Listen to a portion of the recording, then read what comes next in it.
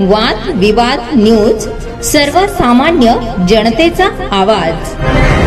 नवापूर नगर परिषद सार्वत्रिक निवडणूक 2025 च्या पार्श्वभूमीवर प्रभाग 8 मध्ये भारतीय जनता पक्षाच्या कार्यालयाचे भव्य उद्घाटन उत्साहात पार पडले। आगामी नवापूर नगर परिषद सार्वत्रिक निवडणूक 2025 जवळ येत असताना भारतीय जनता पक्षातर्फे पक्ष बांधणी, संघटन विस्तार आणि मतदारांशी प्रत्यक्ष संपर्क वाढविण्याच्या उद्देशाने प्रभाग क्रमांक 8 मध्ये नव्या कार्यालयाचे भव्य उद्घाटन उत्साहात व जल्लोषात पार पडले। उद्घाटन सोहळ्यामुळे प्रभागातील राजकीय वातावरणाला नवचैतन्य प्राप्त झाले असून कार्यकर्त्यांमध्ये नव्या उमेदीची लाट पाहायला मिळाली। या उद्घाटन कार्यक्रमाला भारतीय जनता पक्षाच्या नगराध्यक्ष पदाचे अधिकृत उमेदवार डॉक्टर अभिलाषा रामचंद्र पाटील यांची प्रमुख उपस्थिती होती। डॉक्टर अभिलाषा रामचंद्र पाटील यांनी प्रभाग 8 मधील नव्या कार्यालयाच्या उद्घाटनाचा आनंद कार्यकर्त्यांबरोबर व्यक्त करताना आगामी निवडणुकांसाठी पक्ष अधिक सज्ज व संघटितपणे उभा असल्याचा विश्वास व्यक्त केला। त्यांनी प्रभागातील नागरिकांसाठी विकासाच्या भव्य आराखड्याची माहिती देत नवापूर शहर सर्वांगीण प्रगतीच्या नवीन पर्वात प्रवेश करणार असल्याचे सांगितले। सोबतच प्रभाग क्रमांक 8 चे भाजपा अधिकृत उमेदवार अनिल दुसाने यांनीही या उद्घाटन सोहळ्यात कार्यकर्त्यांमध्ये ऊर्जा निर्माण करत उपस्थितांचे मनापासून स्वागत केले। अनिल दुसाने यांनी प्रभागातील स्थानिक समस्या, मूलभूत सुविधा